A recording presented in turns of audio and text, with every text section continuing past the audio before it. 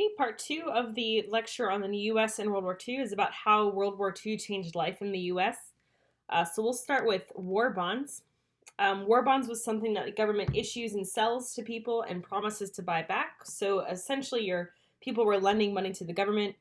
The government promises to pay more than what people gave them, and it helped encourage people to help pay for the war. It was better to motivate people to want to help than to force them by giving them higher taxes. Even kids bought bonds at school so they could buy stamps every week, turn it into the post office in return for a war bond. And ultimately, taxes paid for 45% of the war's cost. Borrowing covered the rest. So the war bonds and borrowing, the US government borrowing from banks helped cover for most of the war.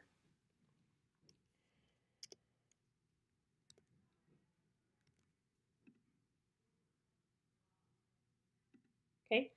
Um, we also, and so this is an example of the stamps that students could buy at school to help pay for the war. So it kind of shows the extent that everyone was involved in supporting the war effort.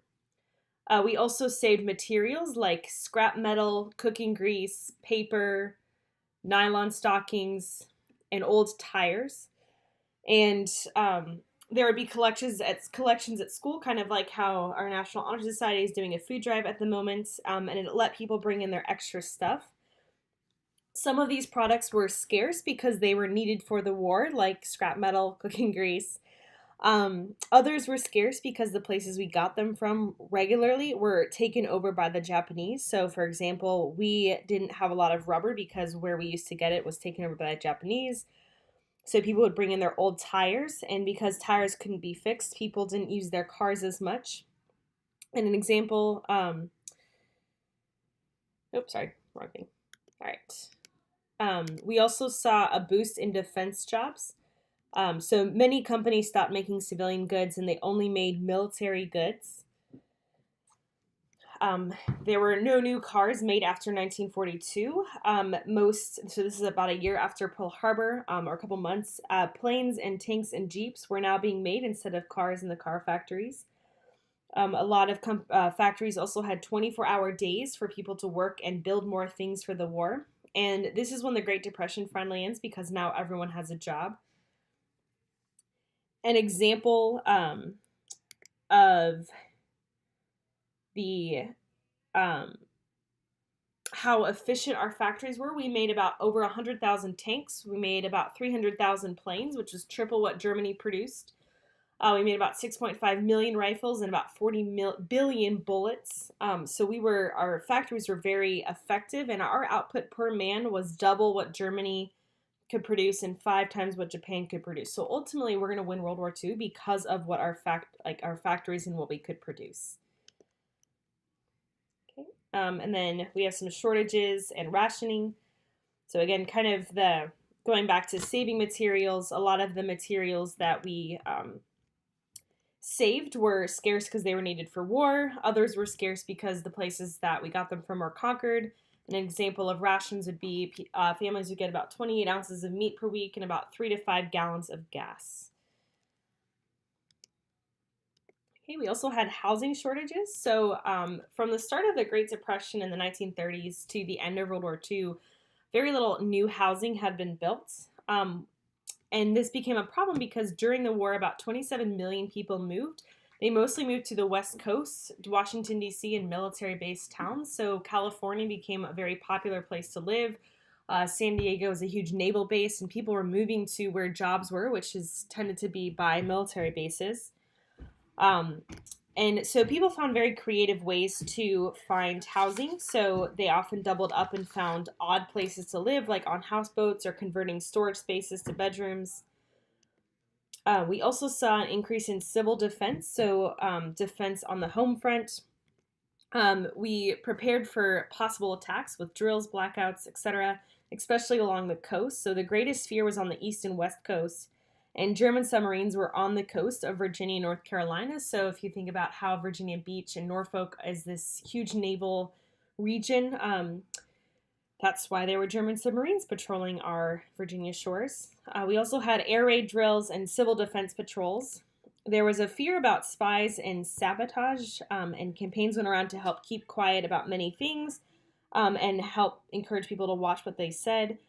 East and West Coast were required to have blackout shades at night so enemy bombers wouldn't see the lights and bomb them. And the danger was real. There were German Nazi spies caught in New York. However, the level of fear was greater than the actual danger. However, better be safe than sorry. The World War II also changed many roles for women. So many women joined the military, and all branches had women's divisions. Women did not serve in combat. Some women did jobs that freed up a man for combat, but others were pilots or nurses who faced some danger. So, for example, the women who served as pilots, they were often test pilots, or they helped trail targets for men to practice firing at, and so those jobs would be dangerous. Many female nurses also served in many locations that were very close to the front. The government ran campaigns to encourage women who were not already working to take defense jobs. Women were encouraged to take men's jobs like welding. This is where we see Rosie, the character Rosie the Riveter. Women had many more chances to become leaders, especially in careers that were traditionally led by men. At home, women still ran the households, and they took on extra responsibilities where the men were away. And in total, about 6 million women entered the workforce, so that's in addition to those already working. So again, you kind of see the reaches of the campaigns to get everyone involved. This is another reason why our factories were able to produce so much, as we had so many people working in the factories. There were minority groups who were affected, starting with the Japanese Americans on the West Coast. And we saw in the documentary on Friday, the Japanese Americans on the West Coast were forced into internment camps. So there was what was called a war zone on the coast of on the West Coast, and so any Japanese Americans within that war zone were forced into internment camps.